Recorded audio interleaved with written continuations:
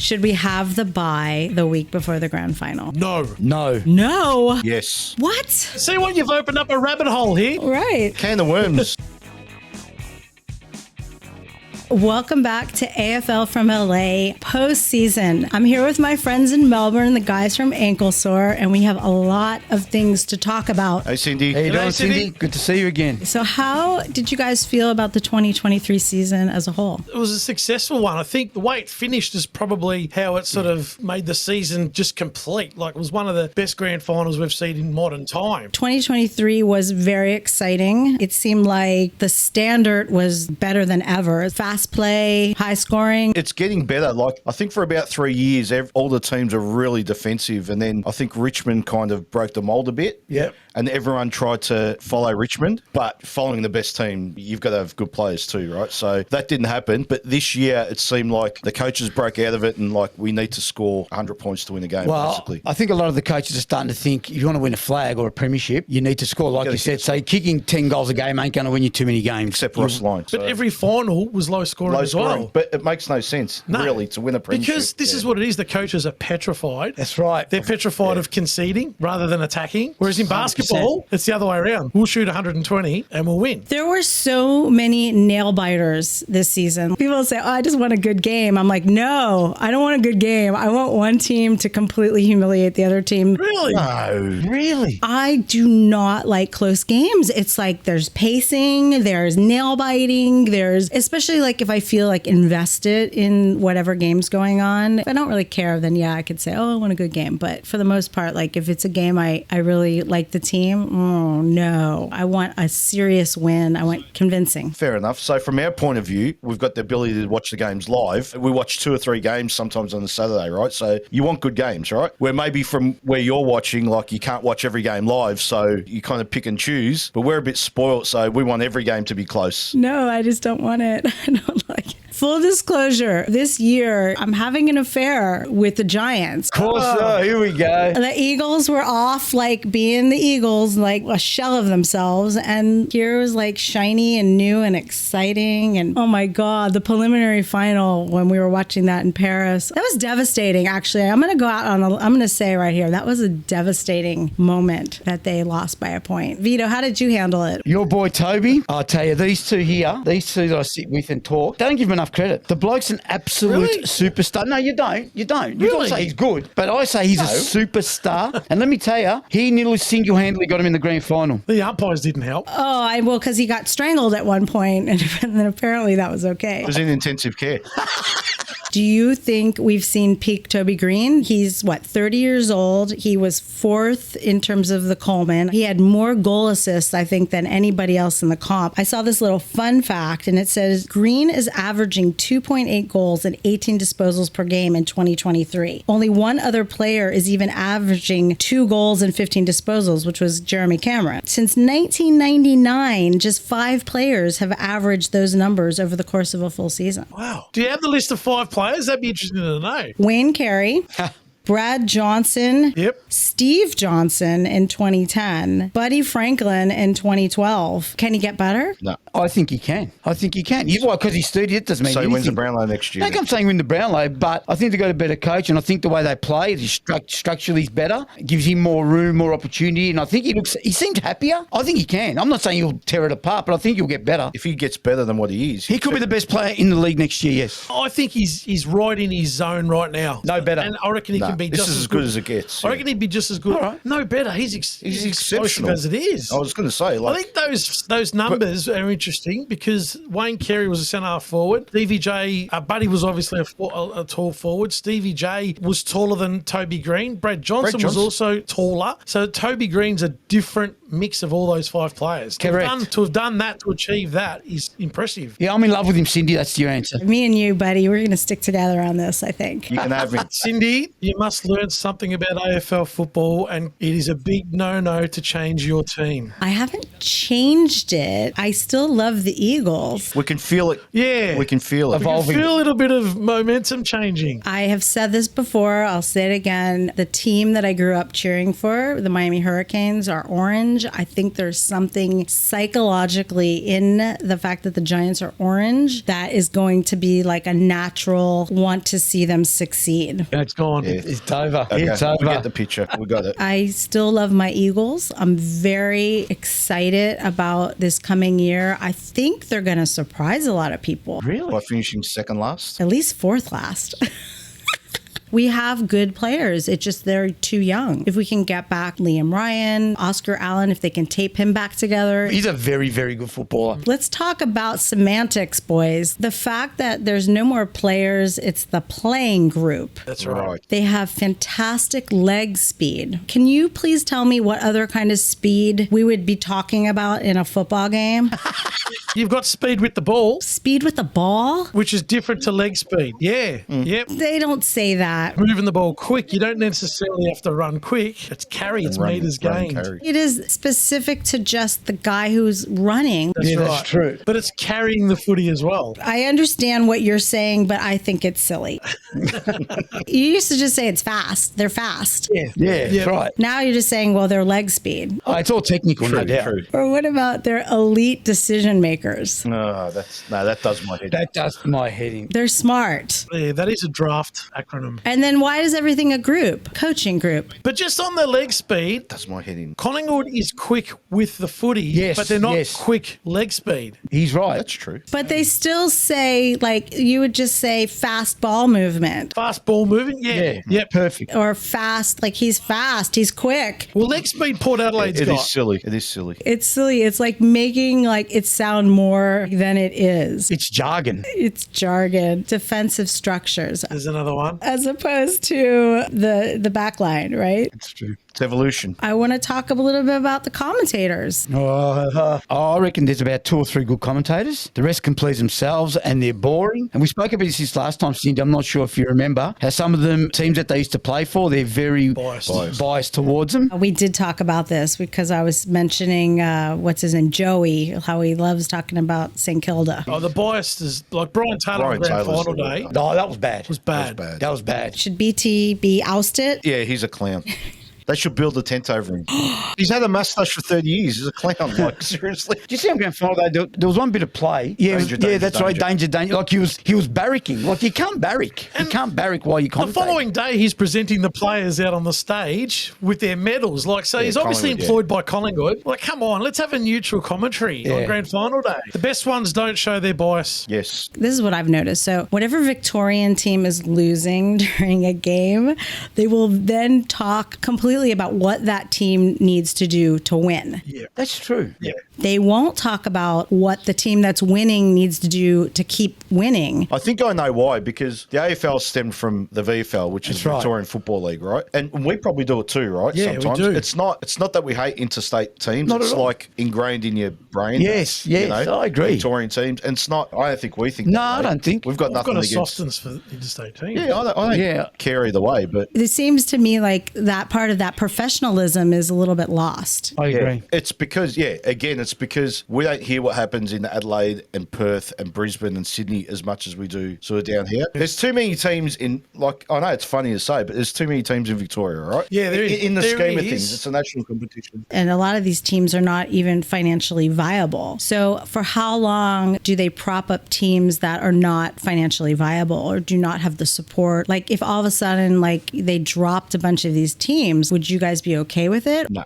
I think the fact that they keep bringing in teams, no one's leaving. They're not getting rid of the older teams. The landscape's changed. 20 years ago, the big thing was ground rationalisation. Now it's more about keeping sides afloat with sponsorship and that sort of And stuff. I think the reason why is because in the States you have, the NFL and the NBA sides are owned Cleveland by Browns. Look, they just moved from... but they're owned by me and you. Do you guys own the Cleveland Browns? No, I don't not at know. all. They moved completely from one state to another. Is that right? That happens a lot. And like that all just based on money. does my head in. For me, it's a personal thing, Cindy, because I think if they start to think that way, well, I think North will be one of the first teams. You know that. Yeah. Hey, Cindy, I've got a question for you. Did you think Lockie Neal deserved to win the Brownlow? I mean, he's a good player, but I think the whole Brownlow thing is like, I don't understand as an American, I don't understand it. I feel like there's some problems there. Would it be better just to have the coaches award? First thing is, it should be called the midfielders medal. Oh, I got to solve. There's no forward or defender defender or ruckman that there's no chance of them winning. The Brownlow is so overrated. I don't even watch it, Cindy. I might see the last 20 minutes to see who wins it. I just think if the umpires like you and you're a good man and you don't talk back to them and whatever else, you're going to get votes. Lockie Neal on the Brownlow, I nearly fell over. I was in bed, I nearly fell out of my bed. We thought Bontempelli, probably should have won it. Petrarca? Yeah. See, the problem is the umpires don't get the stats after the game. And I really think that Exactly. would help. Like, say we've umpired a game of footy and then the stats come in, we can actually say, well, was Bontempelli that good? Oh, yeah, well, he got 35 possessions. Yeah, maybe he was as good as we thought. And it gives a more accurate sort of assumption of how they played. How important are these stats? Are there some that you would say, oh, we probably don't need those, or that's not an accurate telling of it? Yeah, I'll give you an example. You kick 7 goals, 28, and the other side kicks 11 goals, 5. 11 goals, 5 will beat 7 goals, 28. They've had 35 shots. The other team's had 16 and won the game. It means nothing. You can spin stats any way you want. I like personally the successful sides, and you're going to hate this, but defensive stats, most premiership sides of the last 5 years have got good defensive stats, but contested possession is probably the utmost important because you get the footy in a hard way, and probably a lot of ground ball because the footy's on the ground a lot. So if you're winning ground ball, you're winning your fair share of the footy. What about hitouts? Hitouts are useless. Rubbish. Well, really, Yeah, we all agree on that, don't we?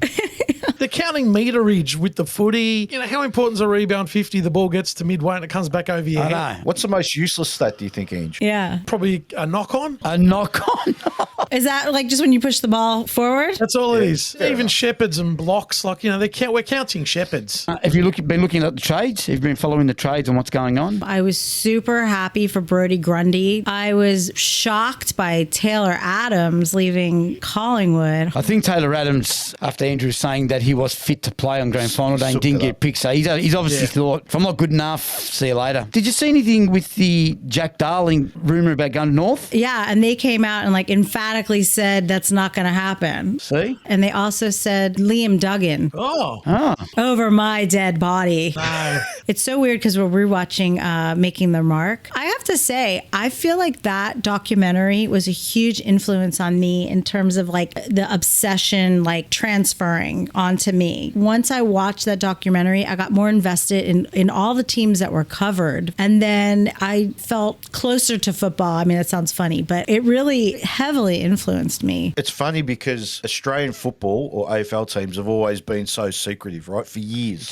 True. So it's 100%. amazing how opening up has opened up to you and the world, right? Potentially. Formula One did a thing 5 years ago, Drive to Survive, right? You know, it's behind the scenes. The average person couldn't care less about Formula One, but now they're fans all of a sudden because they get to see behind the scenes, That's what right? got me as well. Right. What are we doing here? Like, why don't we want to promote our game? We should be in the States. Talking about being secretive, coaches for years will never tell you what injury. If someone's about an injury, It's wrong. they will like hide it or they'll make a change in the last, just before the game, 10 minutes before he's out. Like, It's changing now. Like Craig McRae's doing, no, he's out for the grand final on Tuesday. It's like, that's what you want to hear. You just want a bit of honesty. I get that because it's strategy, right? This year it's bad. They're selecting 23 players on a Thursday night or 25, a squad of 25. And then when it comes to game day on a Sunday, if they're playing on a The Sunday, sub's so secretive. they're moving out 5 players. They're not naming the sub. Just name the 22, name the sub Yeah. on the Thursday Yeah. because there's a lot of betting involved. Let's be honest. So we need to make it better for the gamblers. I mean, the fans. You say that and it sounds funny, but the gambling puts in more money to the AFL, right?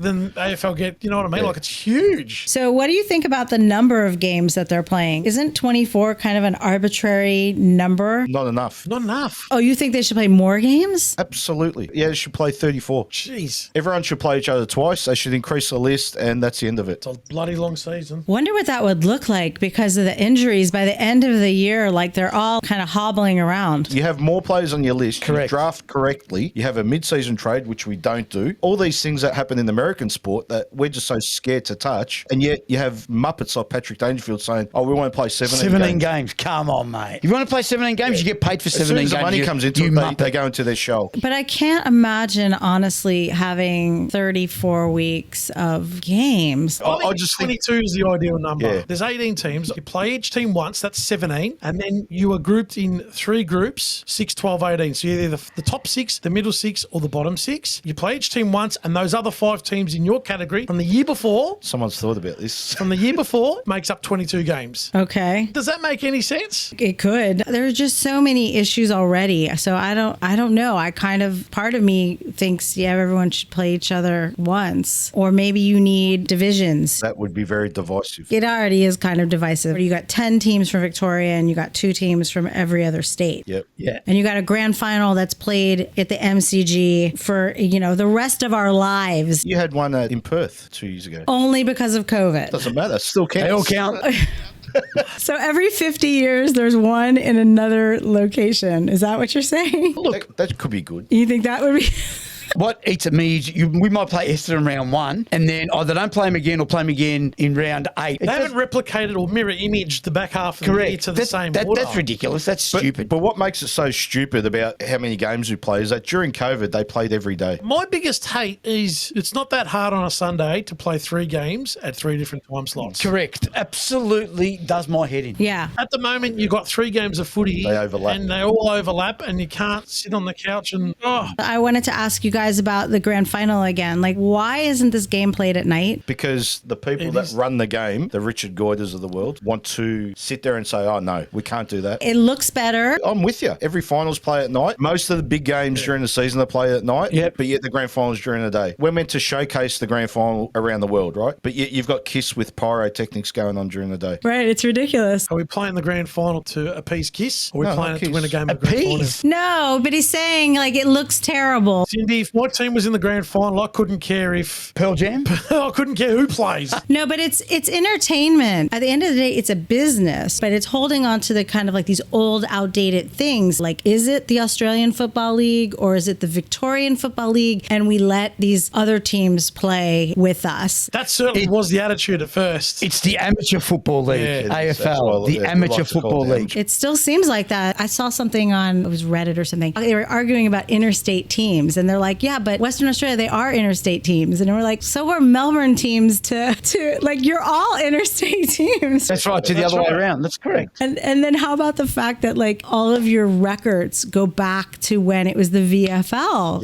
Yeah. I've heard that recently. It's big talk It does. now. Hawthorn had 5 million wins, and I'm like, I know it was Collingwood in the 40s or 50s or 30s or They won something, 4 in a row. 4 or 5 in a row, in the 30s, 27. in the 20s. I'm all for keeping like your traditions, and like the VFL should have their records, like South Australia should have theirs and the West Coast should have theirs. But at some point, even if this game's going to grow, I just kind of want to see it be a little bit more Australian and not Victorian. And where do you cut off, though? 1990, the AFL, that's where it started. You guys work it out, okay? Let me know. But, you said something interesting about growth. They don't want Australian rules to grow. They How do don't. you know that? Because they're comfortable. The answer is they've got no competition. They've That's got right. a lot of competition. And we're tucked away at the bottom of the globe.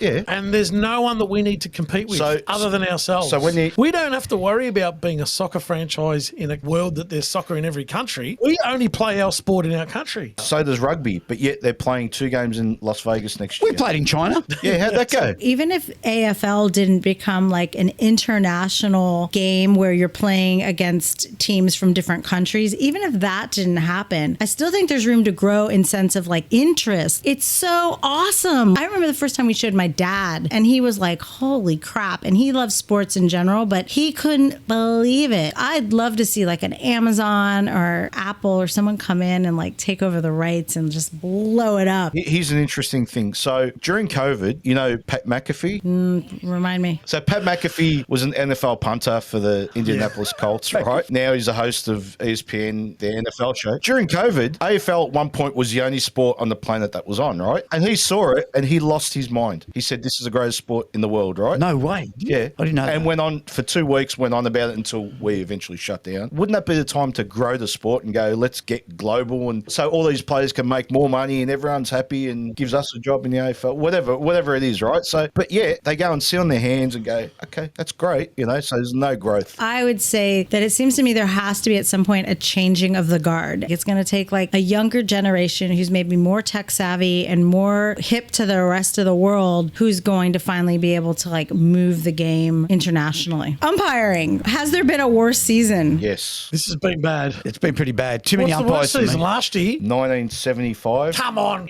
Modern footy, so it's been horrendous. It was pretty bad because it was the first time we've had 4 umpires, which is Too many umpires making too many decisions because one interprets different to the other. Something's paid a minute ago, it goes down to the other side of the ground. Yeah. The other umpire goes play on. The problem we have here is that's- the rules there, but then there's this thing called interpretation, right? That's ridiculous, that is. Which is wrong. It's either a free kick yep. or it's not. There's no but shouldn't be in the sentence. I also think that when there's play on, particularly that last 5 minutes, let's say the Collingwood GWS preliminary final, where there was contest after contest in the last 3 or 4 minutes and the ball didn't really move, and then in a game of footy the ball pops out and all of a sudden one umpire feels as though he hasn't had an involvement Yeah, or he has hasn't to pay for it. made a free kick, it will make some sort of a decision which turns the game. For me, I've not seen games of football turned by umpires' influence this year more than any other Totally year. agree with you. I agree with you. What came out in finals week is that one of our better umpires, Ray Chamberlain, Razor Ray, you've probably heard of him, right? Razor Ray. You'd have to tell me what it looks like. He's little. He wasn't in the finals because he couldn't bounce the ball. Awful. And what about the fact that they're constantly still telling them the 666 warnings? When does that stop? Let's not even start on that one. I did. I just started on it. So It's the horrendous. rebounds as well, how many seconds do we lose? Yeah, I we mentioned lose it time. in the review that there was 4 rebounces on grand final day, which cost 4 seconds. That's 16 seconds Brisbane could have done with to kick a late goal to win Okay. that grand final. And what about the Ruckman nominations? Oh, that too. dear, oh, dear. But you know what's embarrassing? Johnny, you going up? Paul, you going up? Yeah. What are we doing? We playing the schoolyard when we're 10? meters distance. Are you serious? Yeah. Give me a spell. Could you imagine line ref in NFL saying to Tom Brady, Tom, just come back, please? Tommy here, come on. And then the bounce has got to go. And that 666, Cindy, I'll tell you one thing about that eats at me. You do it, it's a free kick because, and you had a good point. You said someone did it. They use it as a tactic. It's a tactic. When Mason Cox was in the middle rucking, and he's obviously 7 foot, and he's a very good, like a basketball hit-out type, they get a player to step out because there's no punishment. It's just a rebound. So a player steps out and steps in. The umpire says that's a 666 warning. Ball goes back to the middle. Then the player needs Mason Cox, who's the tallest of the lot, gets up, does exactly what he needs to do to create the next stoppage. I do believe it's a hard game to umpire. What tools do you think could be given to these umpires to help them do their jobs better? Easy. Full time. Do you think that's going to make a difference? Let's start there though. 5 days a week, you're in the classroom learning. Okay, that's not a freak. Let's go down that path. Jeez, if they don't know that by now. They're working during the day. Throw our hankies out of their pockets. I would like that, actually. Full time to start with. The review system could obviously be stepped up. Step up or get rid of it, Cindy. The review system? Yeah, get rid of it, I reckon. One of the things that would help is maybe if you don't give a shit about whether it touched the post, if it crosses the line, it crosses the line, and it's a done deal like the way it is in soccer. So we've spoken about this. And then obviously you could employ like the technology that they use in other sports. It's so funny. Like you'll have the little box comes up with, we can see whether or not like it made a noise. Snicko. And then they have like these like reviews and they're always super blurry. And then like they'll come back and they'll like, well, we can see without a doubt that the ball was touched. We're like we're looking for the a flick of a finger. Like it's so crazy. It all comes down to money, Cindy. They don't want to spend the money on technology. Yeah, but no. The ball goes through the goals. I don't care if you touch it with your head, you touch it with your backside, it's a goal. Or what about if it hits the post and bounces back in? Should it still be in play? Play on. Yeah. But if it hits the post, like you could see it, then that's a point. If it skims through, it's a goal. If it skims the other way, it's a point. But I don't disagree with you, but then that puts doubt in everyone's mind again. So It's you're- like, It has to be black or white. I wanted to ask you about goal kicking accuracy. It seems like the inaccuracy is getting worse and worse. And what do you attribute to that? Are they not training them properly? Is it just more fun to kick around the corner? I reckon they're playing cards of training. they don't practice it during the week. they don't. I've seen training They're not, sessions. they're not able and to. they They're don't. not allowed to. Why? It's too much strategies of talk. Is that Well, right? the sports Yeah, science, too too much- much. You can only kick 40 Oh, times yeah. on your right foot. That's and right. 18 times. They go to training and they just do lane work and then they do a little bit of structural work of their game plan where they carry the footy out one way, bring it in the other, and it's get touch. Let's get touch. I've gone to plenty of training sessions, and even at local level where I coach, we don't kick the ball anywhere near as much as we should. You know when they have shots at goal? They have shots at goal at the end. Let's try For and a kick joke. this for a joke, right? Yeah. The most important part of the game, scoring, is secondary. Just to keep them healthy, basically. Yes. Yeah, sports science tells you that you need X amount of kilometres in your body during the week. It's all those numbers, and it's all based on. But isn't it ruining the game? Yes. It is. I agree. I've noticed over the years, like, they can't kick goals. And so you're ending up with these scores that are crazy of like 11-28. Look at Collingwood's score, 12-18 on 12-18. grand final day. I actually need to get out there and learn how to kick the ball properly. You should. You've got a nice Sherrin that you show around LA. Yeah, I like that, Sherrin. That little honey is never going to get kicked. That's what I said about mine, and we destroyed it. That one up there. There it is. I still can't hear it. I say Sherrin. Sharon. Yeah. Sherrin.